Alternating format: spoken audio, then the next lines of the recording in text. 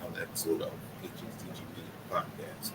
And shout out to our crew that always makes this possible, week in, week out, month after month, year after year.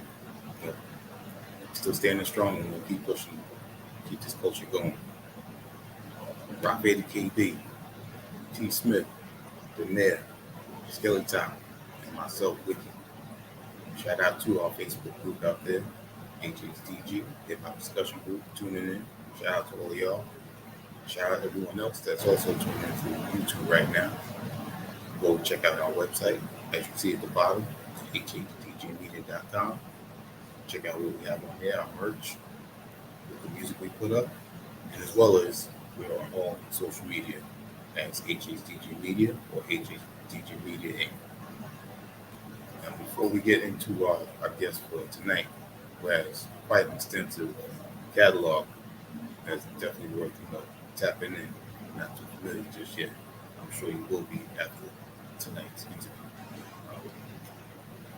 Coming from Maryland originally, um, more than just an MC, he shows, one of the things that I really appreciate coming from artists is relatability and also providing some information to, go back and look up or check on your own after, listening to the music or the projects, the albums, the EPs.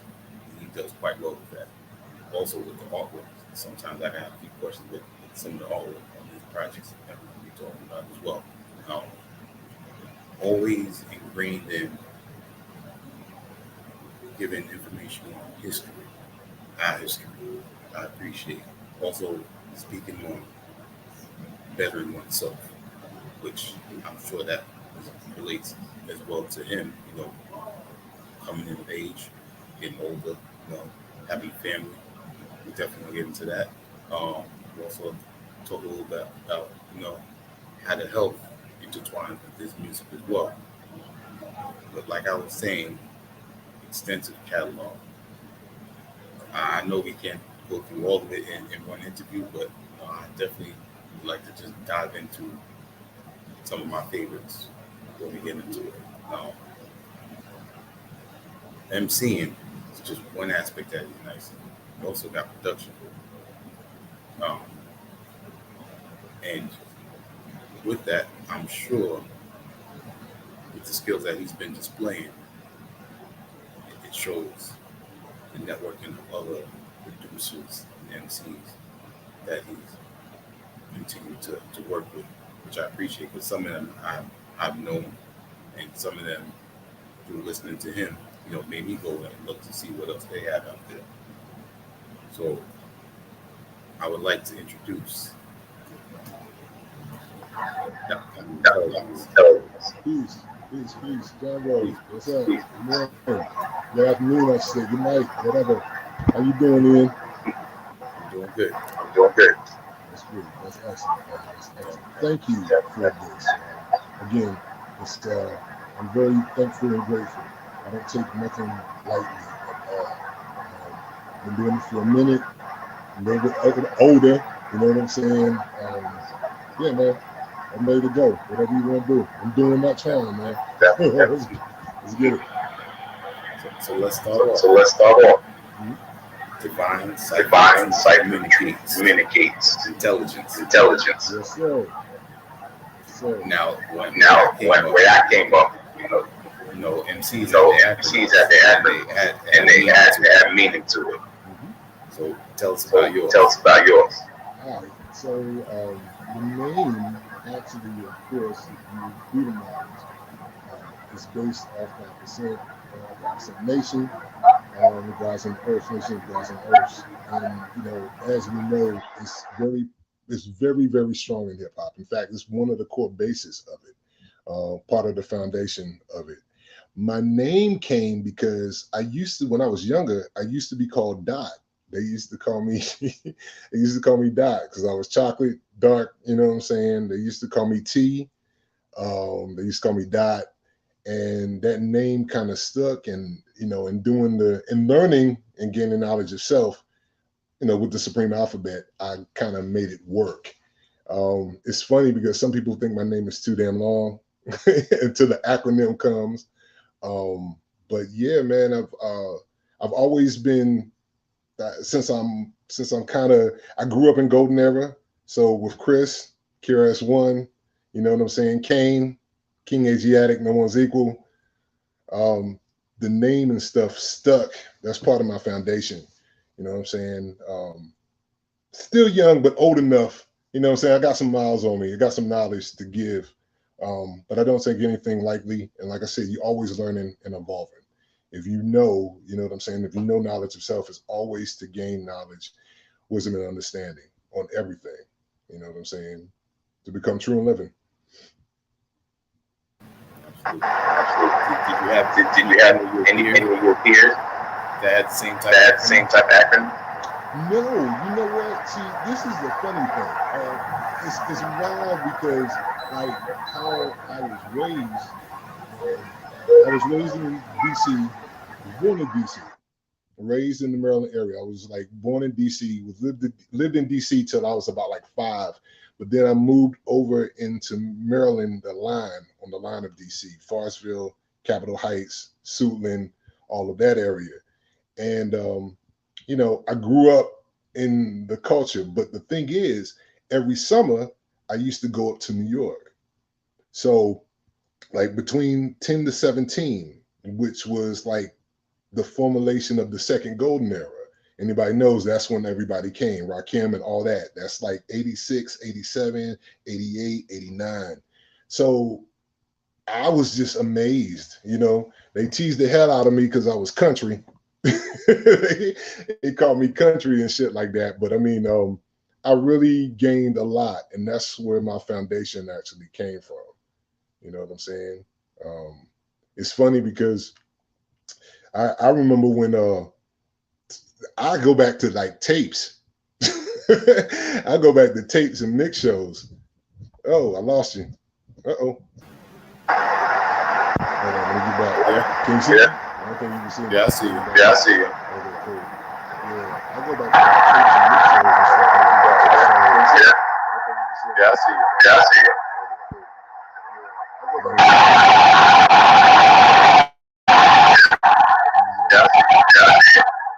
Let's get this one.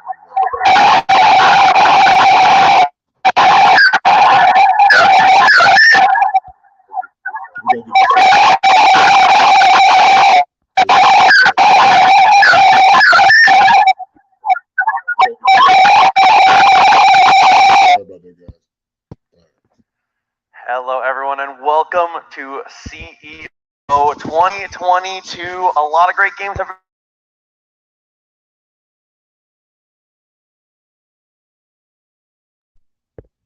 Let's go. Okay, here we go.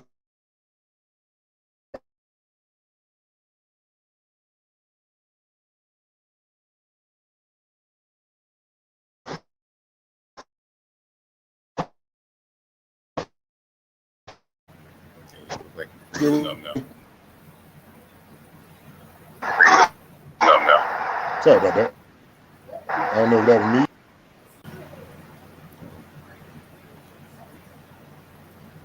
Let's see while he works on that. He was speaking on acronyms, coming up with the mixtapes. There you go. Okay, All right. sorry about that. Yeah, you were talking about You were talking about tapes, tapes, shows. What you say? I say you were just speaking on mixtapes. mixtapes. Yeah, exactly. Yeah, man. You know what I'm saying? I was like, when Red was spinning, I was young enough at that time, but I was there. So like I got like a wealth of knowledge and stuff. It's funny because, like I said, every summer from 10 to 17, I was up in Queens, and I was my family, my aunts lived in two of my aunts lived in Queens. So like I remember like when hip hop was non-existent, and in order to hear it, you would have to like wake up. You had to be up from 12 to 5, and like the tapes existed. So like I said, I'm going back some. some of my contemporaries, some know, some don't know. It's funny because all the tapes are now getting back into circulation and stuff. You know what I'm saying? Like everybody's pushing their tapes, which I should be doing. But yeah, man, it's funny how that goes through circle.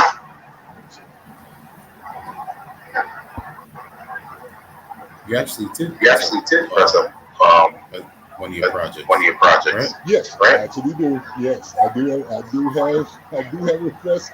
Yeah, pressings of one of my projects that's tapes. I actually have a vinyl, but that's like really rare. That's pressed up. And I still have some of those there floating around. That was like a deal with, gosh, I can't think of the number of his name, Coco Reef.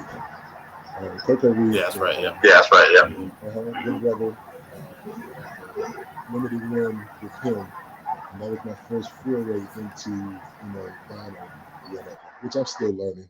Because it's funny, like some of my contemporaries or whatever, they got that shit locked down. Like they know what they're doing with it. And it's like, a lot of people have asked, like, yo, when are you getting vinyl for certain things?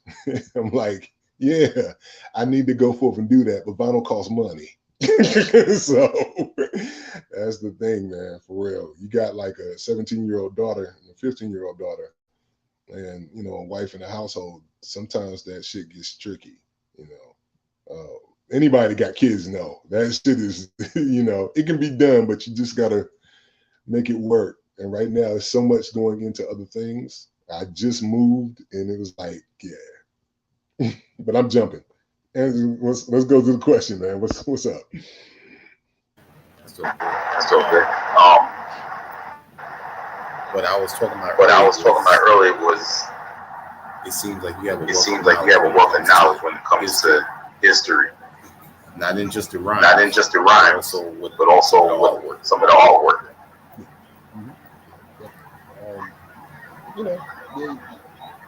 I don't. How did Chris say it? People die so I can rhyme. You think I'm gonna get on the mic and waste my people's time? I don't suffer fools. I don't do shit for everything that I have has purpose. Everything that I have has purpose. I grew up that way. You know what I'm saying? Everything has purpose, and I read a lot. You know what I'm saying? I mean, there was a point in time.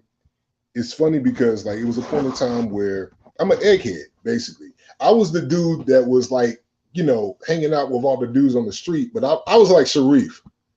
You know what I'm saying? I was literally like Sharif. I just wasn't trying to preach to everybody, but I was like Sharif in Boys in the Hood.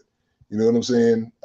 Always reading, but hanging out with dudes. And luckily, I had enough, some brothers that, with hard rocks or whatever in the legal business or whatever they were doing, they were smart enough to be like, stay where you at. I did that shit again. I don't mean to do that. I don't know if you can still see me. Trying to be all technically advanced. Yeah, it froze up a little bit. Yeah, I didn't mean for that to happen. Where we at? Hold on. Yeah, man. I want this. I can still hear you. I can still hear you. I just can't see. Yeah, I know. All right, here we go. Yeah, man. I was trying to use my tablet instead of my phone, but I want to try to make it worth people's while if they on there. You know what I'm saying? But anyway, yeah, what I was saying was like a lot of times I was the nerd of the bunch. I had street smarts, but really the egghead. I was always reading, doing stuff that everybody was doing, but I was like, had my head in the book. And, they asked me, dudes would ask me, and my people would ask me, yo, what's this? And I'm like, this. But I never was trying to preach. You know what I'm saying? I had, certain my older family members, my uncles and stuff, they always like put me on game. And I always was avid of words. So that was the main thing, you know what I'm saying? Even before rapping, I was the type where I would be trying to copy the records or copy the commercials. I just like hearing words and people talking when I was a baby. So I would be trying to copy and say what they were saying and do what words fascinated me. So that's always been a big thing. And then I would just like read because I like words. I like words more than numbers. So you know what I'm saying? Yeah. That's where my vocabulary comes from. What reason is it opens up your vocabulary. Yeah, exactly. You know, and then the history too. Like I always been like once I found knowledge yourself, like you know, once you find it, luckily I found it earlier. It just it was limited. I mean, it was unlimited. You know what I'm saying? I would always like pay attention to stuff and read about stuff. Things that I didn't know, I would like try to read. You know, even before the internet hit, I would like have it in a book or something like that, try to find out. When the internet hit, you know what I'm saying? It was there, but you got to have the intent to try to look. You know what I'm saying? And as they say, the greatest trick the devil ever pulled was putting knowledge in a book because people don't read. You know what I'm saying? Or people don't even want to research information. You know? Yeah. So, and you posted a book that I actually have on my list of books to read. And that's World's Great Men of Color. World's Great Men of Color. Yeah, J.A. Rogers. Yes, sir. Yes, sir.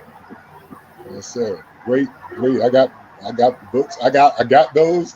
I got a library. It's funny because like I'm jumping, but like when we moved, wifey and us moved to South Carolina, I have a big ass library. And we gotta find stuff for books. I got books within books, like up in the attic. And my wife is an avid reader too. So, you know, she has all of the stories before, like Carl Weber and all of those stories. You know what I'm saying? Coldest Winter Ever.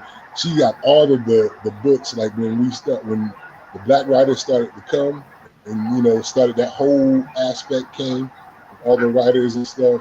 Some of them street stories, some of them, she has like massive amount of books. And, you know, me, I have a lot of like history books, you know, a lot of books from, like I said, J.A., definitely, I'm on it. Just a lot of books, man. You know what I'm saying? And that was my foundation because, like I said, there was a point in time where to get off the block, I would read. You know what I'm saying? I'd be hanging out and stuff like that, and when they get a little bit too illegal, dudes would be like, yo, you know what I'm saying, bounce. And this is me young. So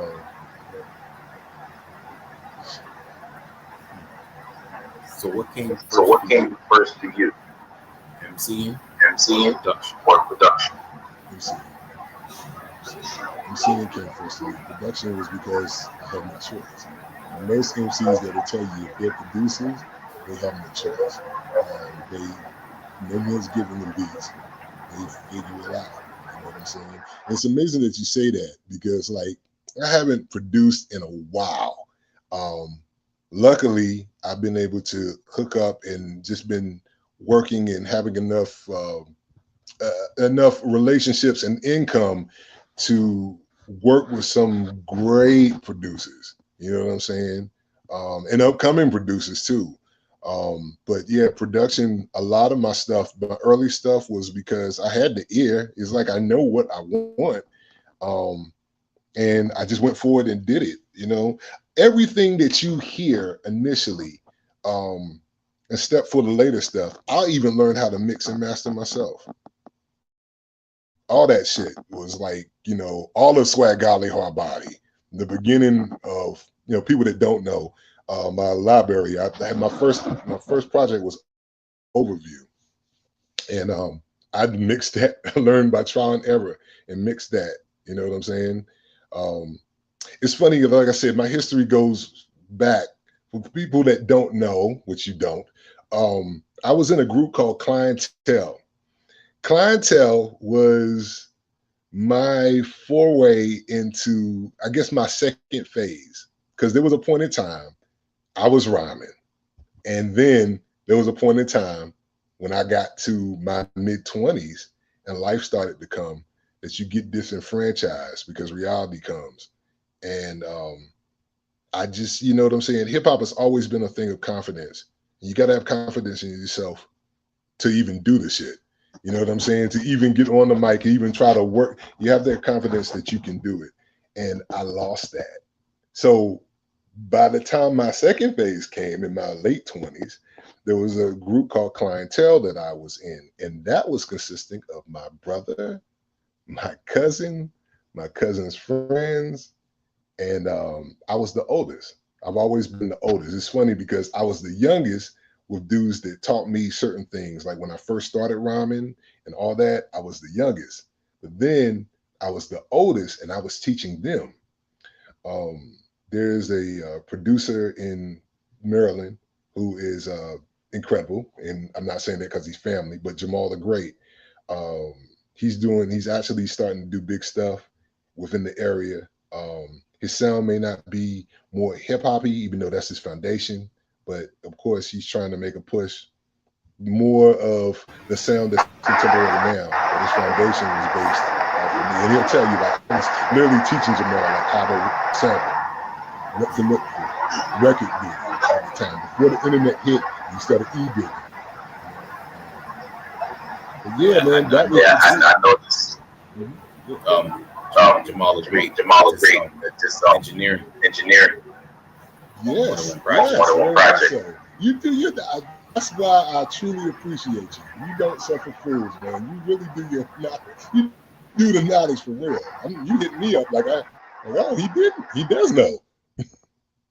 But I know that because like all the time, it's just amazing this happening to me. I've seen the other interviews and I know how on point you are with it. So it's just for me. I'm just getting hit with it like, oh shit, he really listened.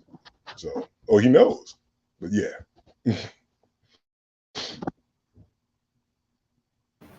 Now you were speaking of working with newer producers. Yeah. How did you August Fannin? With August Fannin.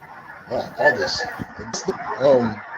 Well, August was it was work basically. It was a planned thing. I reached out to August sometime when I was doing my Swag Golly Hard Body series, and that was back in like 17. And I just was talking to him. I wanted to try to find out what his price was, and he let me know what it was. Then I didn't have it. You know what I'm saying? which is that does happen. Anybody that knows this and is trying to be MC, you know what I'm saying? Eventually you get to a point where you want to rise up and you want to go high with the level that you're doing because people that you like. And I mean, you know what I'm saying? Everybody's got to eat. And I've reached out to him. He told me what his price was. Didn't have it right then. And like I said, no, I don't have it. I manifested that. I will end up working with you, And the thing was, I just wanted like 2 tracks. And I started on Precipice at the time we are now. And eventually, I touched bases with him again. There was a song that he heard and he was kind of like, I want to test this out. I'm fucking with you a little bit. Let me see what I'm gonna do. And I ended up the album Precipice was going to be split. It was going to be with August, and it was going to be with Psycho Sid from Mutant Academy, who I love. That's my guy. Even though a lot of stuff he'd be like, nah, I don't like it. And I'm like, what? But then he'll go back and be like, I like it. But yeah, Psycho was that's he can do no wrong in my eyes. Him and August are like incredible. But I was going to split it. And what happened was August heard it, like the track that he had and the one that I had with Sid as I was starting the beginning stages. And August was like, hey, you know what I'm saying? Not to knock Sid or whatever, but I really want to see what it sounds like with you and me. And I said, okay, I know your price isn't cheap. He was like, don't worry about it. If we can come to this conclusion, we can rock out. So I said, all right, I'll make it work. Because, you don't play with someone like that. I mean, August was fundamental in putting Makami on the map with HBO. So, and then he was working with everybody else. I always go by you go by the company you keep. You know what I'm saying? And I just couldn't turn that down. So the price was there. I worked to get it, got it. We were going back and forth, and yeah, man, the shit was it turned out great. There were certain songs that I wanted I can say that, but Tokyo Cigar got it, who's a great MC, by the way. But it worked. It worked. You know what I'm saying? August laid down the foundation, and he let my mind, my mind just went there with it.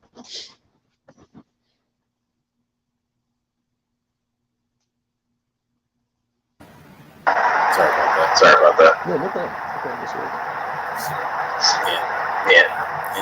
And continuing on with working with younger producers and artists in the game.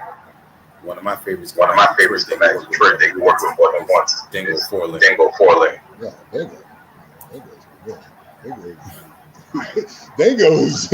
Dango, every bit of success Dango is receiving now with what he's doing with Bizarre. Dango's the man, man. Dango's the man. Like I said, you go by the company you keep. I am not the type where if I get you on the track, I actually want you to outshine me. That's the whole point. I don't want nobody, you know what I'm saying? Like you want to have somebody that keeps the elevation. Like I really am not on some ego shit. I know I'm solid. You know what I'm saying? Whether or not you like what I'm saying or how I'm coming at it, I know I'm solid with my shit. I'm confident with that. You know what I'm saying? Even though, you can get out there. There's some guys that are just incredible. But I want to be there. I want to be in the mix. You know what I'm saying? I definitely want to be in the mix. I don't have no problem with somebody like just going berserk on the track. I don't. Because I'm the one that put you on it. So, I mean, like I said, I want it. I want to be there. And since we're talking about him, we got to continue on with that posse track.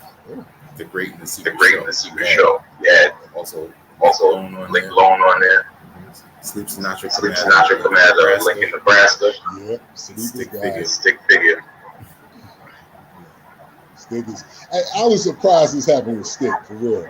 I was really surprised. And what's so funny is I had to do the knowledge on Stick. Like I knew it, but I didn't know. Like I remember when Stick first came out, you know what I'm saying? And then like I kind of fell off. And because like, when you're an artist, you're doing your own shit. And sometimes I've noticed it's not that you don't know, but it's like you don't realize the person's work and the person's work that they're putting in because you're coming to tunnel vision and trying to figure shit out. And I was like, yo, man, you know what I'm saying? Stick is incredible. Like he's incredible. But you don't know until you start listening to all this other stuff currently up to date. And I really, on a fluke, thought that it wasn't going to work. I reached out to him. The Stick was humble. He let me know what the price was. I said, yo, I can do it. You know what I'm saying? That had the posse cut, I had that in mind with the beat or whatever. And it went through some reiterations because it was some younger cats that I tried to get on it at the time. And, they weren't available at the time. Or, I wasn't a priority, which is cool. I understand because everybody's doing their own thing. But I mean, the go-tos, like I said, I worked with Van Gogh before. I worked with Sleep. And Sleep, like I said, Sleep is my man. Like, Sleep is, I love Sleep. Like, I like what he stands for. He really is the illest nigga in Nebraska. I know he hates that shit. He probably hears it all the time, but yeah. And then Stick, man. Stick, I was really surprised, yo. Stick got on it and he said, let me hear what it sounds like. And what's funny is because what really got me back in with Stick was August, actually. Because before I even started messing with August, they did that project. They did Heresy. I was like, oh, wow.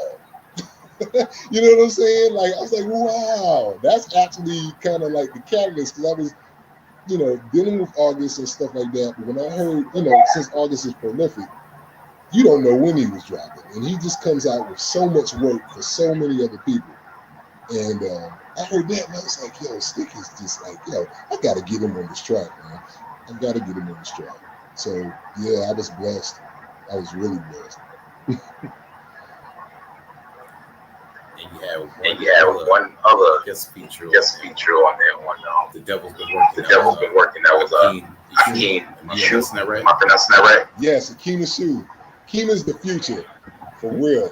No bullshit. Let me tell you something, for real. Like, I don't know what it is it's waves and shit. But like Chicago, it was Boston, but Chicago is on some other shit right about now. I Am God, Akeem, Vic Spencer. Well, you know, if I say Vic, most people know if they're listening to this. Yeah, Chicago is like they never really left, but like, yeah, man, Akeem is so dope. And I was listening to Akeem back when he did the first Betrayal. He did a project called Betrayal and Liberation, the first one. He did Betrayal and Liberation 2, and then he had some other things like Black Dots and some other things that came out. But like when I first heard him, I was like, I'm going to end up working with this guy. Is incredible. Like he really is. He's so fucking dope. You know what I'm saying? He's so dope. But like I said, anybody that I work with, you know, like I shout out Norm Regular from Baltimore, hometown. Norm is so fucking dope. Norm's doing his own thing, but Norm was when I ended up working with Norm, it was funny because I know I'm going off on a tangent, but this is funny. I went to go get Norm because Norm, me and him were he was having problems recording. And I literally, when I was in Maryland, and I'm on the other side, he's in Baltimore. I went to school in Baltimore. But I literally drove like an hour and a half, 2 hours to get him. Drove him all the way down to Southern Maryland. And he knocked out the verse. And I just got to pick his brain and talk to him. I know he was looking at me like, yo, this dude's kind of like, you know, it's good money, but yo, because I told him, I said, I'll pick you up. I really wanted them on that shit, the project that I did. Man, speaking of one of my favorite tracks by him is the 5 Source Awards. The 5 Source Awards, produced by the you also did. Yeah, definitely. Yeah. Revenant's doing this thing, you know what I'm saying? I'll tell you this is funny, this is no shade, this is how it works. Revenant showed me the ability of like, yo, it really is like if you're not about it, if you're not about getting, if you're not about like you can be to the art, but you got to get paid. So Revenant ended up like a track that I got from Revenant back some time ago. And like I said, no shade because it is what it is. I didn't finalize it. And basically the beat was on lease. You know what I'm saying? And I was in my fucking conceit thought that, you know, I paid a certain amount for it and it was going to be there.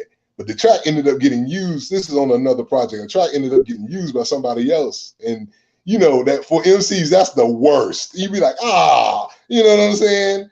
But then I was like, yo, I didn't fully pay him the full price for that track. So basically it's his track. So he can put it on whatever he wants. So that's why like now I really try to figure out what the price point is. If I can do it, fine. Because I try to make sure that I want like the beat that I'm on, I don't really want it used for anybody else. But again, everybody got to eat. You know what I'm saying? Everybody got to eat. So it's just like I try to make sure that I know what the boundaries are. What are you asking for? If I can afford it, yes. If I can't, when I get to it, you know what I'm saying? Or when we can hook up. It's no harm in foul. Yeah. You know? I'm at that point now, you know, I'm trying to, and I'm not crazy, you know, because I don't have I have no super asking price, but it's like, you know what I'm saying? Like now I'm really asking if somebody comes and says, hey, they want a feature or whatever, I'm not going to hit you over the head with it, but I do want something. You know what I'm saying? I mean, everybody's got to eat, even if it's small. Like, you know what I'm saying? I'm not going to go into prices, but even if it's small, just the fact that it's compensation for the work that you're doing because you believe in the work that you do. Absolutely. Absolutely. And the last piece to the new album. Precipice that I want to talk about. Coming out of Perth, Australia is Time and Peace. Time is awesome. Tom is like in Australia, man. I ended up talking to him. Like, he's been mixing down my last projects. Like, my last two he did. Did he do 3? No, he did. Yeah, he did the last 2. He did. You May Die. Purpose. He did. Oh, thank you. And I'm got to it. Purpose. He did Purpose. Yeah, so you want it. He did Purpose, and Purpose is my favorite. I call Purpose my happy album. But Purpose and he did Precipice. And for most people, I just want self-promotion here. For most people, like, I'd love for you to go back and check my stuff, but the last 3 albums that I have done are really, really good. All right, so it's You May Die, Purpose, and Precipice. I know I had the thing with the P's the last 2 albums for some reason, but yeah. Timepiece is funny because since he's in Australia, I met him during the pandemic. You know what I'm saying? As the pandemic was going around. Because that's where Purpose really came from. A lot of the Purpose had, you know, when Trump was acting stupid and all that shit was happening in the Capitol and there was uproars and pandemic and stuff. Ended up talking to Timepiece and, you know, just a real good dude. Ended up getting a track from him. I need to eventually get something done with him. You know, I want to do a full project with him, but we can relate because we're older men in hip hop doing this. You know what I'm saying? It's not like we're in our 20s. So it was just a lot of times us just talking.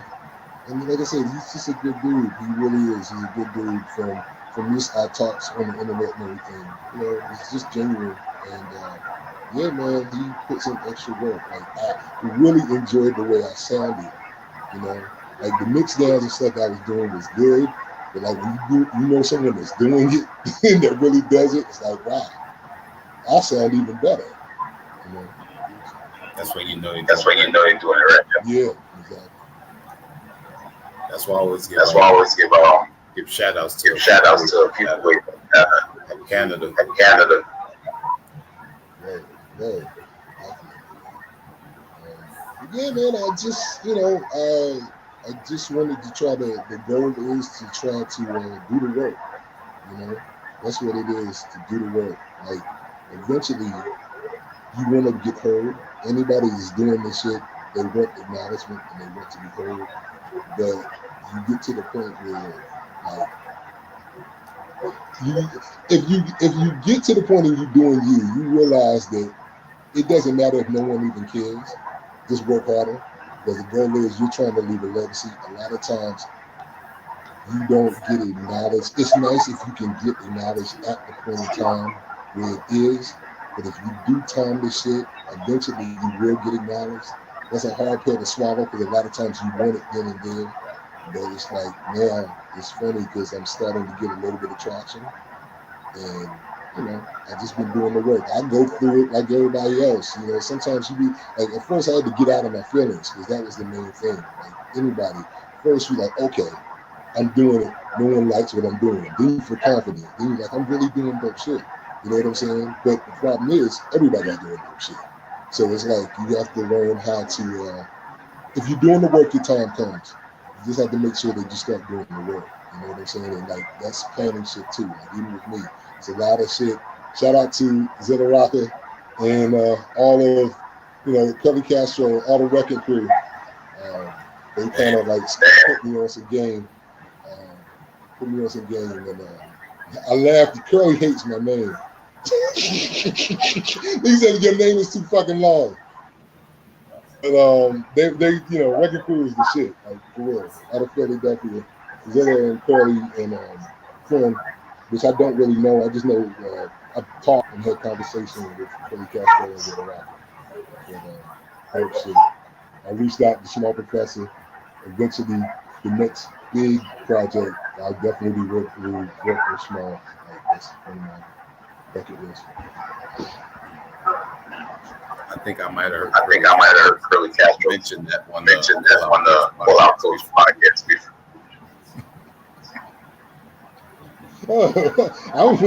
Yeah, man, he may have, because he like, yo, your name is too fucking long, dude.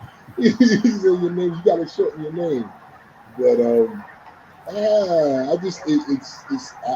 I like the name. The name does kind of fucking stand out. It's just really long, like I said, it is. But it is something that catches people. You know what I'm saying? But it is a long name. It really is. But it is my essence, you know? So I'm working on that, Carly. I'm still working on that. Yeah, you were talking about you know, putting in the work in and people start to notice. People start to notice. Yeah. So in hung up on. You hear me? Yeah. Mm-hmm. You hung up on me a little bit. I was gonna say in the process of bettering oneself. I noticed, martial arts was important to you. Yeah, definitely. Yeah. It's funny because like there was a point in time, again, I spanned a couple of years, you know what I'm saying? I'm in my culture cipher, you know what I'm saying? Culture cipher rhyming. But in my span, I've gotten to the point where I've been out of shape, and you just wanted to start to get back into taking care of yourself. It does play a role. It's funny because I started boxing. I used to, and when you little and stuff, used to be like I was athletic, played basketball and stuff, was pretty decent at it, but wasn't going to no NBA or nothing like that. I wasn't even a streetball legend. I was just all right. But I got out of, once I had my like second daughter, I kind of got to a point where I was really just out of shape, and I started to get focused. Man, I was blessed to run into my guy, my older guy, Kawan, this dude named Kawan Adon, and through serendipity, I ended up getting into boxing. You know what I'm saying? And ended up like Daniel Marks and some of the other dudes. We would learn in like 52, 52 blocks, which anybody from Philly, anybody East Coast knows that that's kind of like dirty boxing or the way of boxing. Street boxing is a science to it.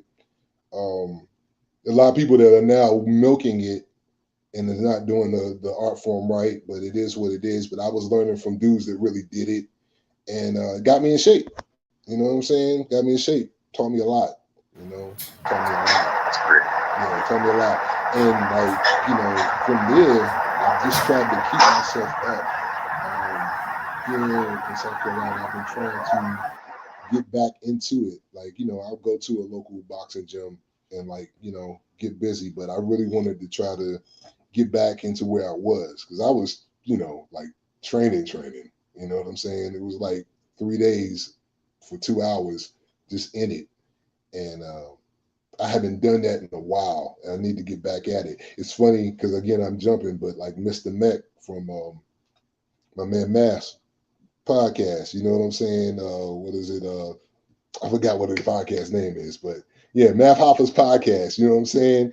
I see Mech's Instagram, and he's always doing MMA and getting busy. You know what I'm saying? And that's good, man. You need to kind of find something to keep yourself in shape and keep yourself up, especially now, because it's funny. I live in South Carolina, which is wild because like motherfuckers carry open these older white men. They have nothing but Trump hats, and they walk around packing.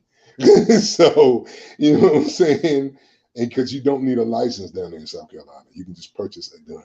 You need it for concealed carry.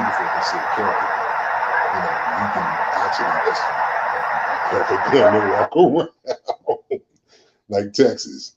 So, yeah, I'm. That's what I've been doing lately, like teaching my girls how to shoot, because I've been working on shooting myself. But now I've got my 17-year-old daughter going up to the range now, trying to do what most of them do. You know what I'm saying? But yeah, man. Now the overview. Yes. That was your first project. That was 2013. So that was about 9 years ago. Yep. And Precipice just came out last month. Yes. Of those albums, I want to get back to Purpose, because you said that was a fun album. Which is it's funny. It was fun. To me, it was more life. the beats were like, but see, the subject matter was not. You know what I'm saying? I had that song Adam on purpose, which kind of got me out of my comfort zone. Even though I've done songs like that, Adam is a very trap heavy song. And, you know, me being an MC, eventually you should be able to run to anything. So I came up with the concept and I was going to challenge myself. Um, and I've been doing that lately. Like August, I picked the beat on Precipice that I don't think nobody would have thought I'd use with Alerted. And Alerted, I was doing a trap style type rap. But it's funny because most of the dudes that I know that are New Yorkers, when they hear me rap, they say that my sound is more soft, which it is, because technically I was born in DC and Maryland, and that is a South. We are South. So it's weird because like my foundation is a certain way, but like what's my man from Boston that I ended up working with? He was the first one to say it. He was like, "Yo, you know, it's funny because your amalgamation, your words and stuff and everything is East, but you sound like you're from the South. You can't get away from it." I'm like, "What?" You know what I'm saying? So yeah, man. I mean, I guess it was me with the mix of listening to 3 6 Mafia and Go-Go and then all type of like, you know, company flow. Yes, yeah, the mixture of what I got. So another dude said, I sound like a Tupac and he said Tupac and somebody else that I was like, I never thought of. I was like, wow, that's a weird mix, but I'll take it. You know what I'm saying? Like I said, there's so many genres out there, you know. There's plenty of quality music out there. I know a lot of fans want to single out to a specific region and then trash others, but there's talent out there everywhere. Yeah, exactly. But yeah, I mean, growing up with Purpose was more so when I say fun, like I said, the beats, the beginning of it was very up tempo. I mean, and very kind of, you know what I'm saying? I had Allies Arms was, you know, who I worked with. He gave me a up tempo track. It was very up tempo. Eventually, in the end, it kind of, you know, I had some shit in there. You know what I'm saying? That was there. But I mean, you know, I was even though Purpose was a straightforward song, it was more of a, you know, a mantra. You know, the title song. So it was more, I guess, like I said, it's not like August. August album is a lot more darker. The beats are darker. You know what I'm saying? The beats are darker. The beats are slower, which is like funny. But Purpose was a little bit more faster. With tempo. Yeah, so true. Yeah, that's true. Yeah, exactly. And I think that's my goal. Like I try to like, you know, I gravitate toward the darker stuff. It's funny, my brother always says like, you know, you always are like your subject matter and stuff is very serious. So it's like a lot of times those beats are more aggressive and darker. I like that, but like the up-tempo stuff, you know, just whoa, Cashmere P. He was on the show. He gave me, you know, what is it? Walking with Super Fast. When I heard that beat, that flow is definitely not rapidy rap. It's definitely more of a swag to it. You know what I'm saying? It was, and that shit was incredible. When Cashmere gave me that, I was like, yo, I got to come up with something. And again, because I'm reading and my path is changing, I've been doing more of a knowledge of Moors, which has been a big thing with me. You know what I'm saying? Just hanging out at some of the temples, talking and politicking. It's been a big influence. And like during that time, it was funny, like during that time, all that through the pandemic, all that other shit, I was really reading about, you know, us as Moors, you know, the Moors and the indigenous people, us, in America. You know what I'm saying? So that's where that came from. When I heard that beat, I was like, I'm gonna flip it. So it's funny, a lot of those songs get traction but I'm spitting really deep, dope shit like in between it. And the biggest compliment I got was one dude was like, "Yo, dude is flowing like shit. I don't know what the fuck he's saying." You know what I'm saying? And then like right under that, because I put it on some radio station and they were screaming, and other dude was like, "Yo, this nigga is dropping like mad jewels." You know what I'm saying? Like, are you hearing what he's saying? Like, I don't know what he's saying. What the hell he's saying? Like, his flow is on point, but what is he rapping about? Like, again, Sharif shit. And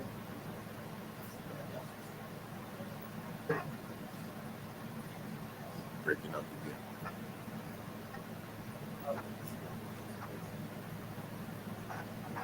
city.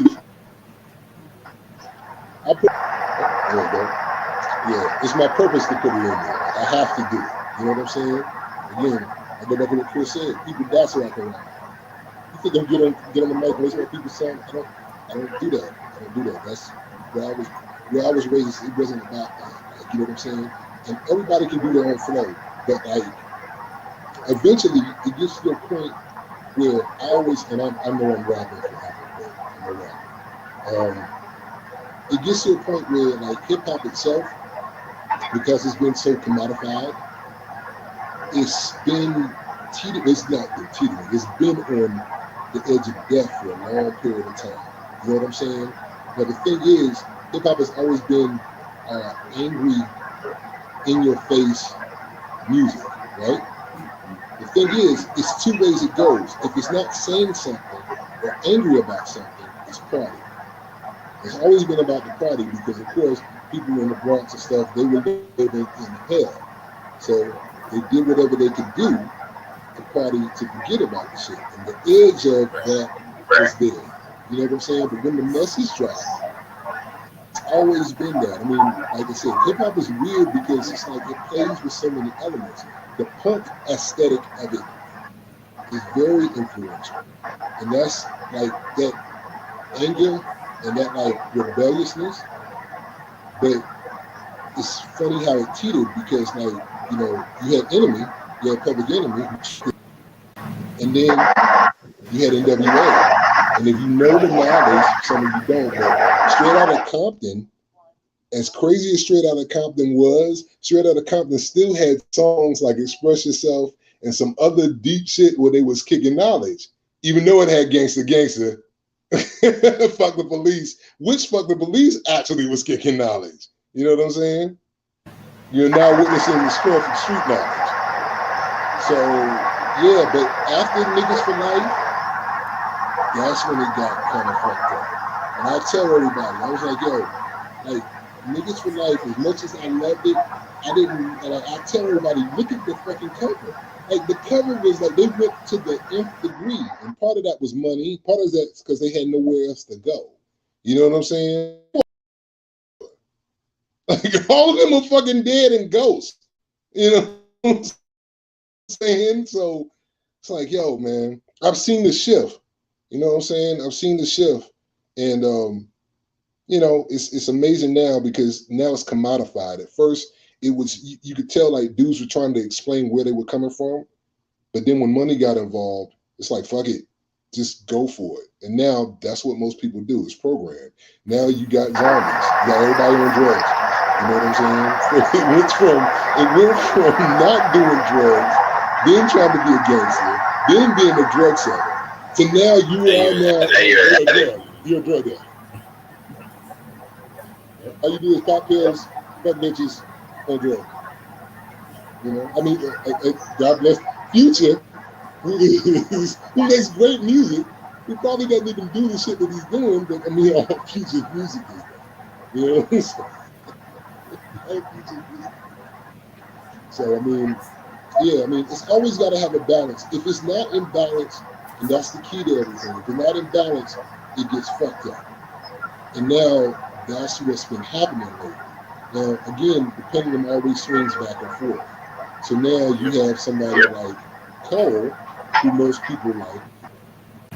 And Kendrick shit is like, it's the type where he's in the zeitgeist of what's going on, and people appreciate it, but people don't really appreciate it. Because when like Pimple Butterfly came out, I was like, this shit is great.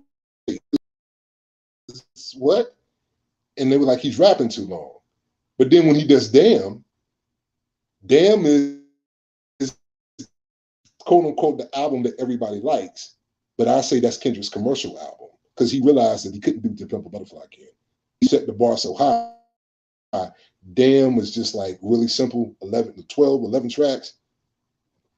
So he figured it out to get it back on the road. Now he did it again. He was older and he said, fuck it. It's been 5 years. I'm just going to do what I want to do. So this new album, people are like, you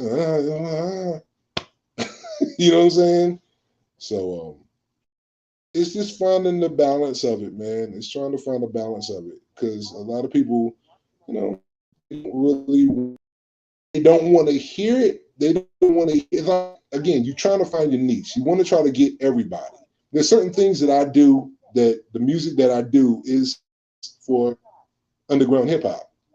But I noticed, like, if you step out of your comfort zone, I always try to do something that's a little bit different and just to see how it hits people. You know what I'm saying? But yeah, man, it's weird. We at a weird place now. You know what I'm saying? It's a weird place now because it's lucrative. It's so lucrative. And, you know, people throwing away their souls just to get on.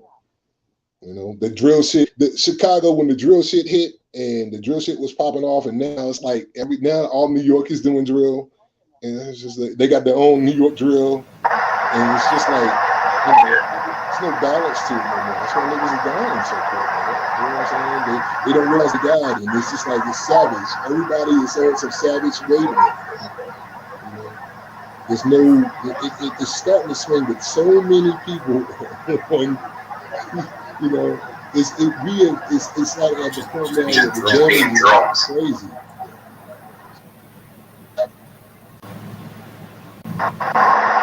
I'm rapping. I'm going off on tangent. Go, man. With Oh, you just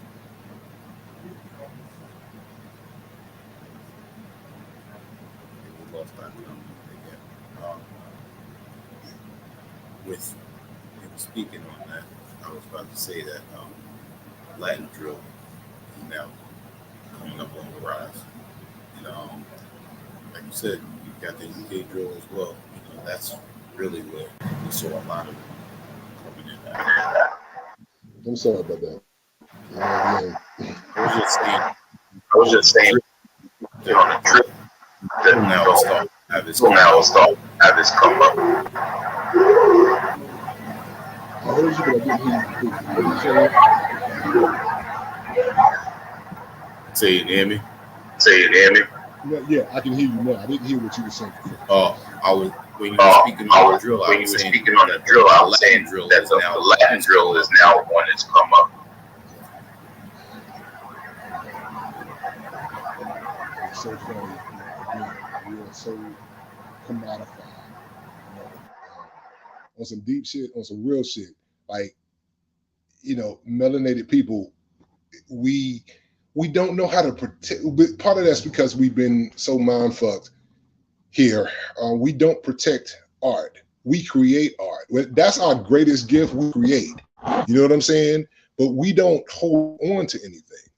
What we do is like we create it, and then once it becomes status, we jump to the next. We don't hold on to anything, and in turn, we get commodified and used because it's like we don't. You know, hip hop is still a relatively young thing. It's not old. You know, it's actually like 50 or 60. 50. Still like technically young compared to every form of music, but we're in the claws of technically the hip hop that is based off of is not what we are hearing. It's funny because when I say that, I still kind of think about the wave. See, that's the thing. Things go in cycles because with the whole wave, again, what made me start rhyming again. And what made me get back into it at the time, what really lit a fire under me, was actually hearing Asian.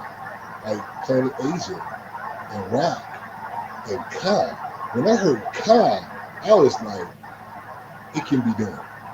You know what I'm saying? It can be done. It can be done. It can be done. Like, it can really be done.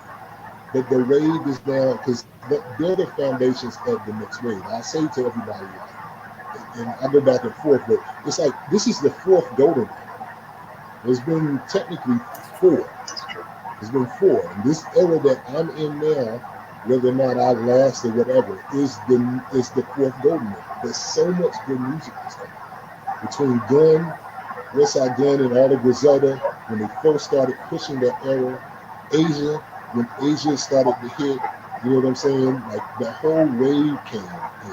And now you get Arm & Hammer, who's a very accessible man with, like, you know what I'm saying, with everybody now. They got patrons. They got, quote unquote, I hate to say it, from the white people out there, white people that listen to them. So now they can book shows, and they're now getting, people are buying their shit that are not just our complexion, not melanated. So, like, it's funny how that goes across. And as I'm talking, I kind of sound hypocritical, but the mass of where the money is made, you know what I'm saying? Like, they can live and eat off their art, which is what most artists want. That's what I want. I don't want to work a job. I like to eat off my shit. You know what I'm saying? If possible. If it can happen, it does, and that would be great. But, like, the mass amount of money when you go to superstar shit, you know, that's a whole nother monster in itself. Just to see Run the Jewels do what they did, because when Run the Jewels hit, I was on it, because I love Company Flow, I love LP, I love Killer Mike, and when they got together and I was seeing them, when they only had, like, the house shows, like what an underground artist would be, you know what I'm saying? Yeah. Like, it'd only be maybe 200, 150 people, to now them in stadiums and shit, you know? It's always hope. There's hope. Yep. You never know what hits, you know? You never know what hits. Definitely. Yeah. You can have somebody that can, you know, get in the right circles and get a patron, somebody to put the money up where your music can get broadcasted further out. You know what I'm saying? That's a big thing. The internet is wonderful for that. But then again, like I said, I'm rambling, but the internet has had it where so many dope motherfuckers, including myself, have accessibility now. But then again, there's a flip side. There's no gateway. So now it's like anybody and everybody that wants to rap can rap. You know what I'm saying?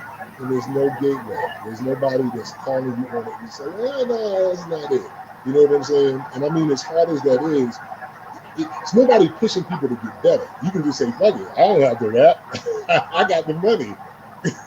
A, B, C, D, nigga on me. You know what I'm saying? It's as simple as that. Like, I can put the money up and I can get paid. You know, somebody racking their brains to come up with shit, or just like, okay, I can flip this or come up with something. It's like, yo, you know, you got to earn that shit. Because there's so many other people doing it. A lot of my contemporaries, man, I mean, I wish nothing but success. I have no hate for nobody. You know what I'm saying? Seeing the umbrella get big, seeing a home team, you know what I'm saying? Some of those cats and stuff like that. Like, I remember, like, in fact, it's funny because I remember when I talked to Chuck and I was rapping with Chuck Chan, like when I first was coming up, and, you know, he was talking about the home team and everything. And I was just kind of like, oh, man, I wish I could be with them. But they already had their own machine going. And I still need to get up with Chuck. You know, I'm supposed to be doing something with them. But hopefully they'll pan out, you know, with the whole team and put them at But just like the umbrella and all these plans and stuff that are starting to get big in their own way and building their own buzz. It's really dope to see. It's really great. It's great. Yeah. So, definitely. I'm never, you know, there's no need to hate, you know what I'm saying? Because the thing is, if you're doing that, I look at it this way.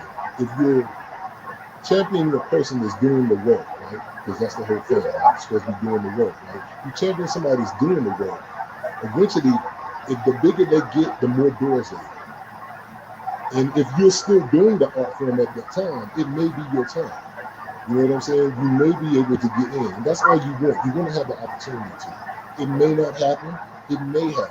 But if they blow up and the sound that they do, just like Griselda, gets mass appeal, if you're doing the work, you can get heard.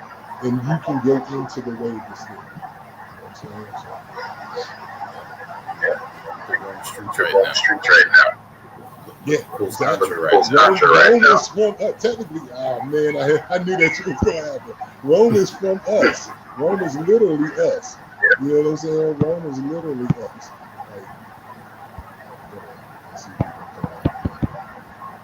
Like, something told me to use the phone. But yeah, Rome is literally like that's so dope. Seeing Rome like get big the rest. That again. There we go. Yeah, just seeing Rome doing what he's doing, man. That's like really dope. You know, I got into Rome late. I got into Rome right when he was starting to peak, like right when the wave was starting to come. And Griselda was listening to. I wasn't there with Rome at the time. I was listening to some other cats or whatever. But like when I heard Rome, I was just like, yeah, he's dope. He's spitting that talk. And there's certain people that love that talk. You know what I'm saying? And New York talk, he fits right in with what Griselda's doing. And that's perfect. You know, Boldy too. I remember Trapper's Alley. I remember listening to him on Cool Kids. You know what I'm saying? And now Boldy, you know, I tell people a lot about that early rap, Boldy rap, man. It's like you know, like somebody has lived it, and somebody is competent with the skill. Like Boldy's really got skill. You know what I'm saying? Like, and he's really lived it. So it's like you can't front on that, no matter how you may want to. Like, yeah, he's not the best lyrical, yeah, but what he's saying holds weight. And how he's saying it, the construction of how he's saying it, you can't. If you really are MC, you hear it, and it's like, okay. I may not like your voice, I may think you're sleepy, but the construction of the bar and the fact that he's done it, you can't fuck with it. You can't fuck with it. You know what I'm saying? Really. I mean, I'm a lyrical head. You know what I'm saying? Like I said, I would not be in the streets trap now. But someone that's really done it, it changes the way you can't front on that. And he got skill too. A lot of motherfuckers don't have skill, but when you got skill and you got that, it's really hard to beat, and that's what Griselda and them were doing. You know what I'm saying? So yeah, I mean, it makes perfect sense. I like is the fact that Alchemist is now he worked with Arm & Hammer. That changes the game completely. That's on some whole other shit. Because Alchemist fucks with them. He fucks with that time. Yeah. So, you know, anything's possible now. Literally. I'm working with August. The guy that, you know, a manifestation in the flesh. I said I was going to work with August for 9 and then ended up working with August for 9. So it's like, that shit is wild. Like, really wild. Who else that worked that? Oh. Logic Marcellus. Billy Rosewell. Yes. All of Magnetic. My initial crew. I inserted myself in the Magnetic. But yeah, Magnetic, man, for real. Like, yeah. Protoculture. Oh, fuck that again. Protoculture, my shirt that I'm wearing, basically, that is, yeah, man, the project that we did right here. Logic is the man. Like, again, that was part of the way that happened. A true story. Alien, all of them eventually, what happened was I ended up getting with You'll Never Know. You'll Never Know I saw him perform. This is funny because I gotta get this song done with Never. I said I was gonna work with it, and we eventually got to get this done as long as I know Never. But yeah, I saw him perform, and I don't know, man, that was like during that time of 2013, 14. That's what really like kind of hit, man. I saw them perform, and it really gave me energy. You know what I'm saying? It really gave me energy. Like I always say that no matter what. Like hearing Logic's beats, seeing Ellen Roswell, Pilot, you know what I'm saying? Pilot, all of my guys, like all of Magnetic was like, it was just energy. So I was politicking to see if I could like get on to perform on the showcase, which I did. You know what I'm saying? I ended up performing and ended up hosting the showcase, but I got kind of cool with those guys somewhat. But man, yeah, man, Logic is dope. Me and Logic got to get back together and work. For real. Big shout out to You'll Never Know. That put me on. That put me on to Logic. Yeah. You Never Know is a good dude. He's a real good dude. I mean, all of them are good. You know what I'm saying? Like, for real. All of them are good. Like I said, I've spoken to them and been with them, you know, out and about. You know, not like tight. Like some of them are tighter, but I mean, I've been in their circles, so I've talked to all of them. You know what I'm saying? So nothing but love for those guys, for real. You know what I'm saying? Magnetic is always, like, I'm always going to represent Magnetic because they were like one of the catalysts that got me back too. You know what I'm saying? Like seeing the energy from the you know, the younger or whatever, not that young, but the younger, and it's like, yeah, man, definitely, definitely. Now I don't want to much longer, but this project that I got to talk about. Because this is the one that put me on to. Because this is the one that put me on to. With Free And that's on the living with Free Mind. Yeah, I gotta get over Free too. Yes, Among the Living. That was cool because it was funny. You know, Freeman was not where he was now, but I mean, he was grinding. And I just reached out to him on some humble. And Free is really a good dude. Like, he's really a good dude. Again, I kind of like, I fuck with people that are decent people. You know what I'm saying? Like, you know, a good judge of character. And Free was just like, you know, he gave me that title song. And that title song is what, like, sparked me. And then from there, we just worked and knocked out the EP. Again, I asked, like, what's the deal with it? You know what I'm saying? What's the price? How can we politic the work? He gave me a certain number. I was just like, yeah, man, let's go. He liked what he heard from me so far. Because that was, I had like 2 of my Sweat Valley on body, which I'm working on for now. Just a hit. Yeah. But yeah, man, and we did Among the Living. And Among the Living is really good. Like, he gave me feedback. Like, yeah, man, this shit is, he said Blood, the last song, Blood, he said Blood was incredible. He still tells me to do a video for that. He's like, yo, you know, which I need to do a video, but he was like, yo, do a video for Blood. It doesn't matter how old it is. Do a video for Blood. So, yeah. Definitely. I love Free. Like, Free is, I'm bringing new fans with that. The stuff that he's doing now with, I forgot the MC's name. The stuff that he's doing now with them North Star. Brandon Isaac? Yes. North Star is great. He's married to his girl. I remember he was talking to her. He's married to his girl now. Happy for him, man. Nothing but success, though. You know what I'm saying? I'm always happy with him. I'm definitely going to lock in with him. Lord willing. Allah willing. You know what I'm saying? The world don't blow up. I got plans. Yeah, man. Free Mind, Brandon Isaac will be on HHDG Media in very near future.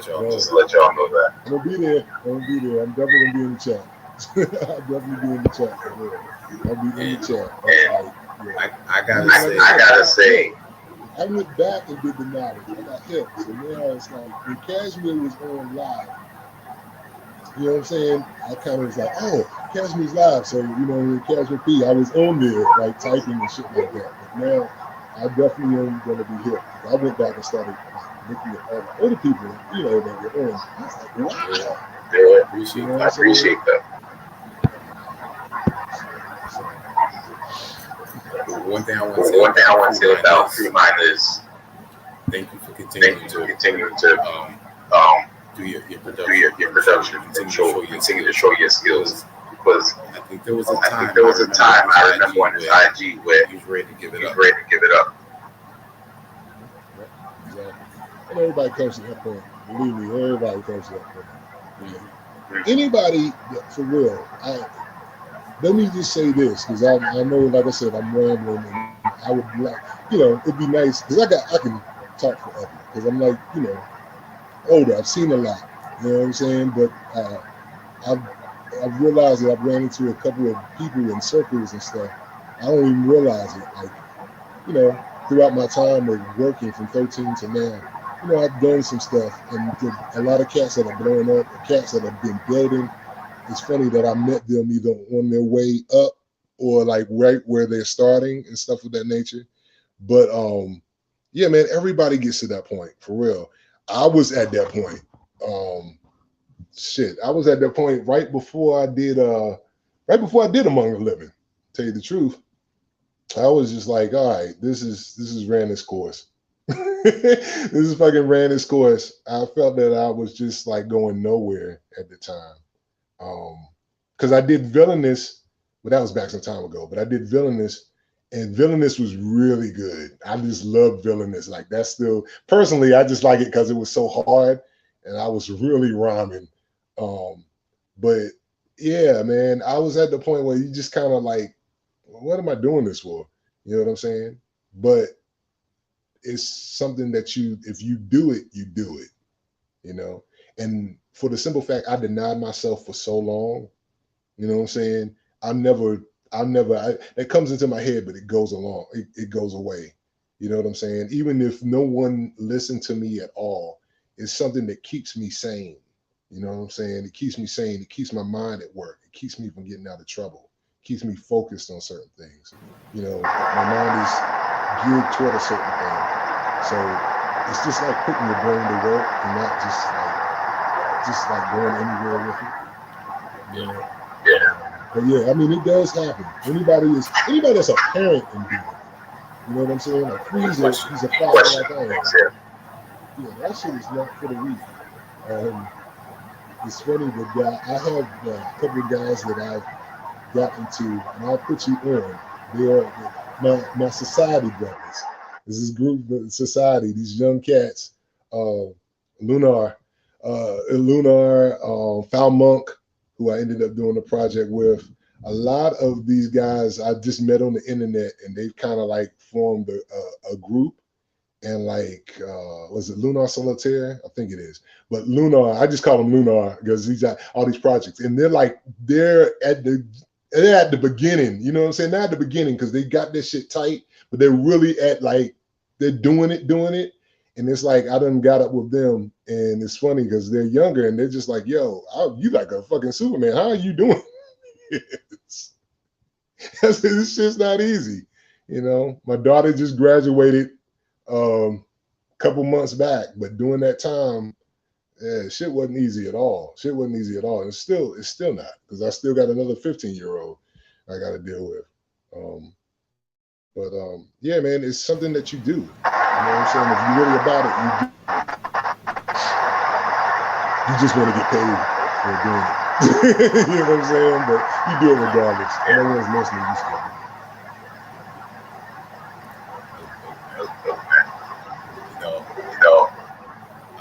I want to wrap this up on continuously positive that we've been talking about. Give us, if you have one of your favorite chapters, the precipice, and let people know maybe we might not know the creative process of that. Gotcha. Okay, so with Precipice, the goal of Precipice was, when I heard August's tracks, it's funny, the cover that you see, the initial picture, I've had that picture for a long time. Most of the art that you see is me researching it. My man Danny from London, who does all the great hip hop covers. I have to mention Danny, because without, like, Danny is really dope. Like, I've done great work with Danny. Danny has done like 3 of my covers, if I'm not mistaken. And I can't do the font and lettering. I haven't learned that yet, but it's real easy with Danny. But my aesthetic is there. So like, if anybody that goes to my work, you'll see it. Even from overview, I had a picture ahead of a Moor looking like something was coming to get him. It's just, I've always paid attention to Black art because I'm melanated, but it has meaning. So the thing with Precipice is, even though the song Precipice is dealing with society on the edge, the picture itself ties into desperation. There's a song called Desperation that's on the album that I tell a story about a slave and his wife, like back antebellum slave time, and him getting pulled away from his wife and his children, and him eventually finding his wife, killing the master, and trying to go to his kids. But the dogs and the hunters are after him. The picture on Precipice is called The Hunted Slaves. And it's a picture of a man with his wife. His wife's behind him, and he has an axe, and he's swinging the axe at these dogs that are chasing him. So eventually that cover was always there. That was always in my mind of how I wanted to use it. I knew that was going to be the Precipice cover. I had that cover for over like 5 years. Eventually, when I hit Danny up, who is, like I said, he does great work with almost every underground act you've seen, he's done a cover for eventually. Danny likes me because I don't have to make him think. But Danny was like, oh, I got it. And he did the back cover. He found the back cover. And the back cover is in tune with these slaves running in this swamp.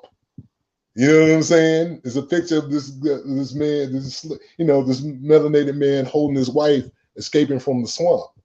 The front cover is what I found with, the slave man trying to fight for his wife and fight against the dogs. So eventually I had that cover, and when the song that August sent for Desperation, it clicked. Because even though Precipice, the title, like I said, Precipice, the title was dealing with how we're on the edge, literally. Shit is at a critical point now, and it seems like it can easily be tempted. They already fuck with the abortion laws. And that was an amendment, like Roe versus Wade. So remember, we're like the 13th Amendment. Anybody melanated, technically, they can, if they alter that, which they have done, they can start trying to tweak shit, and that's very scary. You know what I'm saying? So it just fell in line like that. When I wrote the song, like that's the song that everyone's like, that shit is crazy. You know what I'm saying? Like that song is just really crazy. I was just at a place and I just said, well, Lord, let me just use my storytelling. I haven't storytold in a while. Let me just see what I can do with it. It just, the beat fit and everything. In fact, August was like, yo, he said he liked the first 3, but he was like 4 through like 10 is where the money is. He was like, you sound like the song, like the album itself is really good 4 through 10. Like, he's like, it's really good 4 through 10. And I was like, oh, okay. You know what I'm saying? Because I sequenced it myself. So a lot of times, I tell people this, sequencing is key. Like, sit on your shit and figure out where the songs go. That's part of the work. You know what I'm saying? Like, you do the song and then you got to figure out where the fucking shit goes. Like, that's the time where you have to sit, because people don't do that nowadays. And from where the songs that I listen to, all the great songs have a chain. All great albums, which I've noticed, I'm giving our game here, all great songs have at least a run where it's 3 to 4 songs where it's a theme that fits or they link to one another. Like, that's what makes an album great. And that's the goal. Like, it's hard when you get it, but it's hard to tweak that. That's what you always should look for. You know what I'm saying? Lauryn Hill's album had it. Illmatic had it. Ready to Die had it. Ready to Die had a beginning, middle, and end. You know what I'm saying? Like, he had birth. He had as he was going downhill, and then he killed himself. You know what I'm saying? Like, all songs have that. Your Love Below had it. You know, it's like that song, like when he had like Spread, She Lives in My Lap, and Prototype. Those songs had a theme run through it. That's the money. You know what I'm saying? Dick in that city has it. So it's like all of the Pimp a Butterfly had it. Like the albums that you always remember have something where it's a chain to it, where it doesn't have to be it's a mini theme within a theme, or it's the theme of the album. But if you can get 3 songs or 4 songs for link, that's money. You know what I'm saying? But yeah, man, that was it. Precipice was, you know, I got Culture Cyber rhyming that first song from August, and I was off to the races. You know, and he was prolific too, man. He was hitting me up with everything. There was so many beats.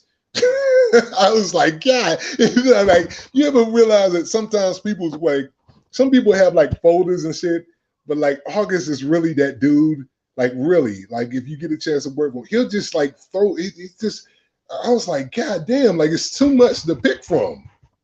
He literally had folders of shit. I was like, hold up. He was like, you know, you get what you pay for. he had like 7 folders.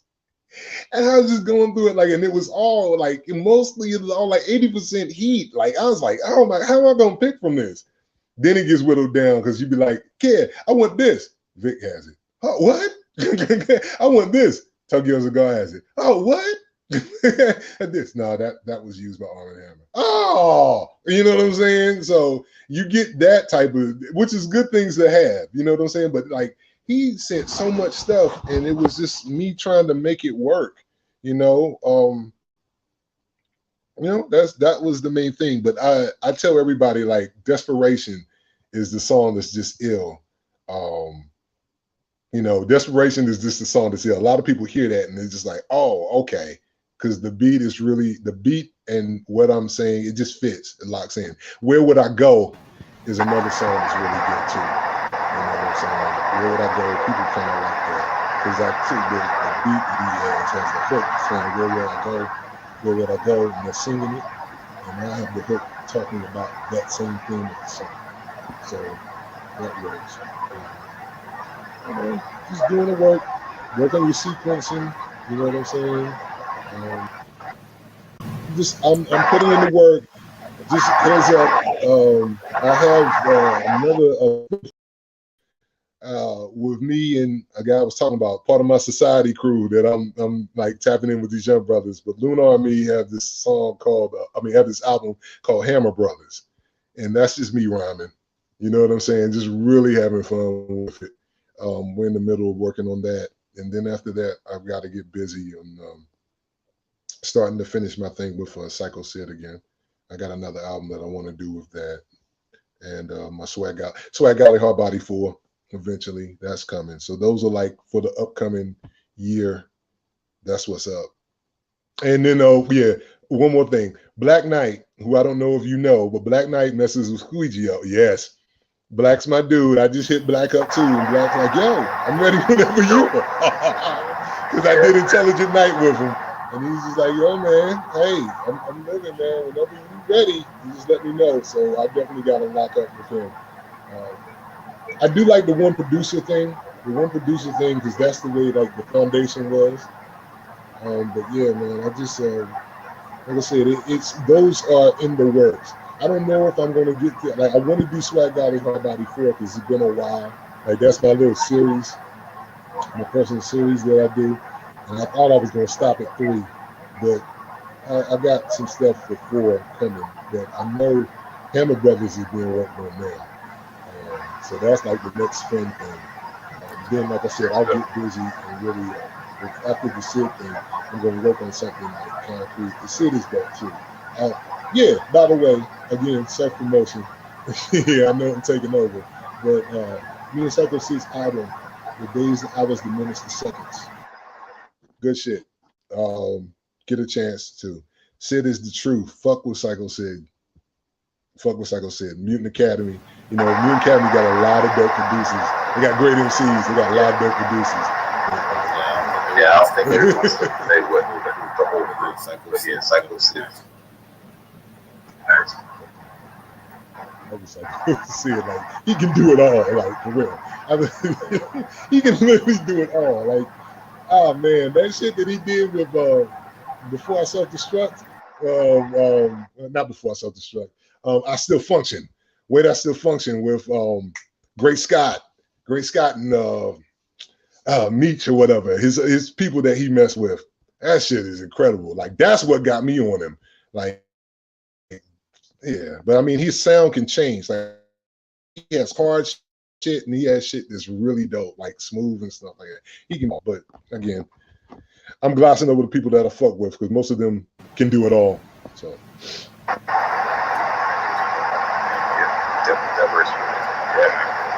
yeah, man. Like I said, it's just great. Like I said, the feedback that I'm getting from Precipice is really good. The work that I'm putting in is really good. I'm glad that I'm starting to get noticed because I remember, like I said, people heard Purpose and they were like, it's all right. I was like, oh, really? So, you know what I'm saying? Like I said, you learn that some people, certain people are not their cup of tea, you know, and everybody has a certain sound that they're listening to. You know, some people want Griselda. I love Griselda beats, but I'm not rapping like Griselda. Some people want that. You know what I'm saying? A little bit more lyrical, but you know, people have their own thing, and I've learned that. Like everybody has their own. This thing is just finding their niche. You know what I'm saying? And getting out there. I just say try it. You know, try my music. If you like it, fine. If you think I'm whack, fine. You know what I'm saying? But just take a listen to it. If it's not your cup of tea, it's not your cup of tea. I just would like you to just have the chance to listen to it and then decide for yourself. Don't be like, oh, this. But that's why you do dope covers. So motherfuckers, so they can get, you know, they can get their attention. You know, work on your covers because that's how. People have told me just straight up off of Precipice, like, yo, I don't know you, but I love the cover, so I'm going to take a listen to it. So put time into your artwork. You know what I'm saying? Put time, work with the person that's trying to do your artwork. Compensate. You know what I'm saying? And compensate the people that can do the work. Learn to do the work. You know what I'm saying? I've done covers myself. Learn to do the work. Like I did the first 2 covers of my album. I did Resonance and Overview. Learn to do the work. I did You May Die too. Learn to do the work, you know. But if you can compensate people that do good work, you know, even if you gotta wait, save up, do that. You know?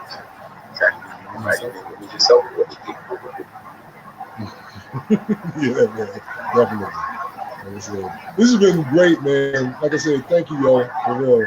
Us being like in the same age gap, the same age range, it's good.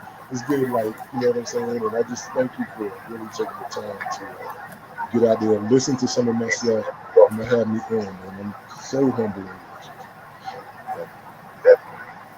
And you know, as we always end it off, I guess to get this shout out, let everyone know everything can be supported. Got you. Well, Bandcamp, my Bandcamp is .com intel, bandcamp.com. All right. So that's normally where I'm at. I'm on all streaming platforms. I'm working to change that. Getting my website, as my man Big Slow said, get a damn website. That is my next thing, to get a website completely. Because with all my artwork and shit, merch is coming. Like that's what Akeem told me. Akeem was like, yo, because Akeem got artwork. He's got his shirt and shit. So like that's the big thing, man. I mean, all that shit that I put in the work for that, like definitely the shirts, I'm working on getting that. Because like it's art. And I mean my covers are definitely dope. They can be put on shirts. So, you know, I'm just trying to make something worthwhile, compensation, but definitely the website is what I'm working on now. But definitely the music is .com intel.bandcamp.com as of right now. But yeah, working to become independent, man. Trying to be like some of my peers, contemporaries. Thank you very much. Thank you. Yeah, peace. I appreciate you. Support HHDG Media. Go check them out. Go on YouTube. Listen. Go to their website. You know what I'm saying? Support good shit. Peace. Appreciate it, man. No problem.